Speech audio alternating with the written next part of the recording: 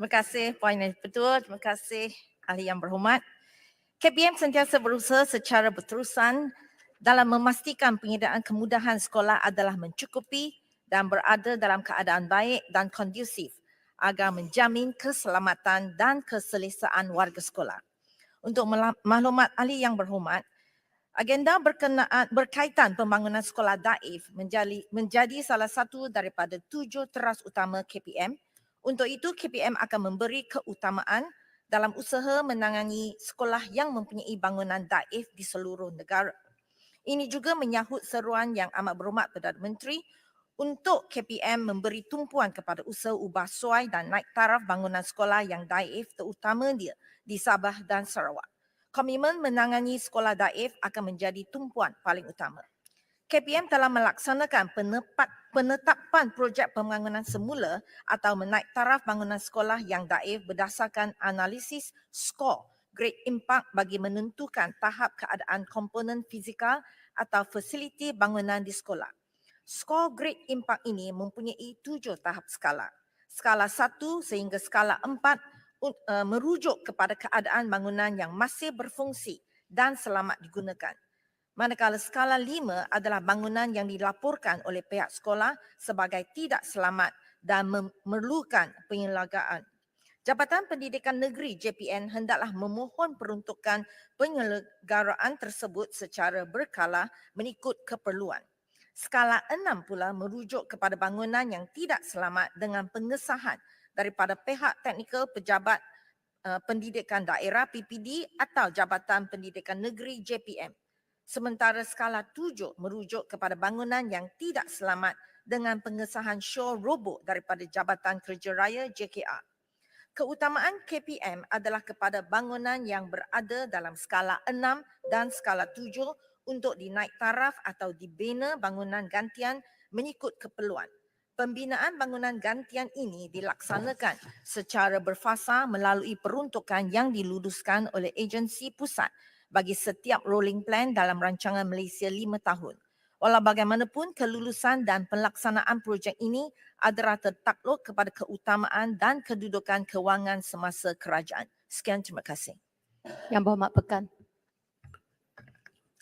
Terima kasih di atas jawapan pada Timbalan Menteri. Isu membaiki dan membaik pulih sekolah daif memerlukan satu tindakan yang segera dan tuntas. Saya ingin bertanya, apakah kelonggaran yang diberikan oleh Kementerian Keuangan bagi memastikan bahawa pelaksanaan dapat dibuat mengikut perancangan yang telah ditetapkan? Terima kasih.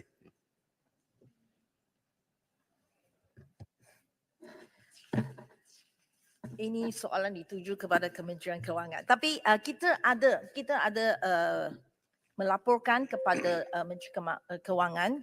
Kementerian Keuangan juga akan mana-mana projek yang kita mesti utamakan. Seperti tahun ini kita memang akan utamakan bangunan sekolah daif. Mungkin sebuah sekolah mempunyai beberapa bangunan. Jadi walaupun dalam satu sekolah mungkin kita ada dianalisakan sebagai beberapa projek dalam sebuah sekolah. Mungkin dia ada 2 bangunan yang daif walaupun dalam satu sekolah. Jadi bagi kita mengikut projek atau bangunan yang perlu menaik taraf. Kita akan bekerjasama dengan Kementerian Keuangan sekiranya kita di sini insya-Allah kita kalau perlukan lebih lagi peruntukan untuk menaik taraf, kita akan follow up, memantau dan akan meminta lebih peruntukan daripada Kementerian Keuangan. Terima kasih. Yang Berhormat Baluran. Terima kasih Yang Berhormat Speaker.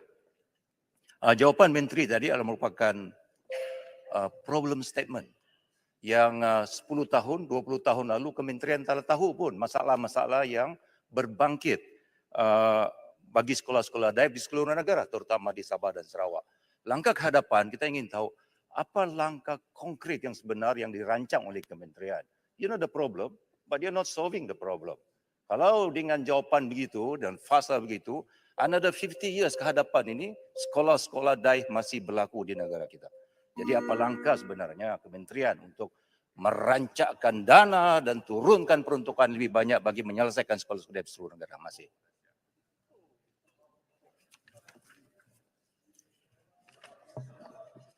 Terima kasih ahli yang berhormat. Okey, untuk maklumat ahli yang berhormat, sekarang di Malaysia kita mempunyai telah identifikasikan skala 6 dan skala 7. Kita akan tumpukan kepada bangunan daif di sekolah dalam skala 6 dan skala 7. Betul seperti saya sebutkan tadi, memang di Sabah dan Sarawak merupakan mempunyai bangunan daif yang terbanyak, lebih daripada I think 70%. Nanti saya cek 79% daripada jumlah sekolah daif adalah daripada Sabah dan Sarawak. Kita memang ada dalam rolling plan, memang sudah ada dalam rancangan untuk menaik tarafkan atau mengubahsuaikan atau membina semula bangunan gantian untuk bangunan-bangunan daif begini. Kalau YB memerlukan yang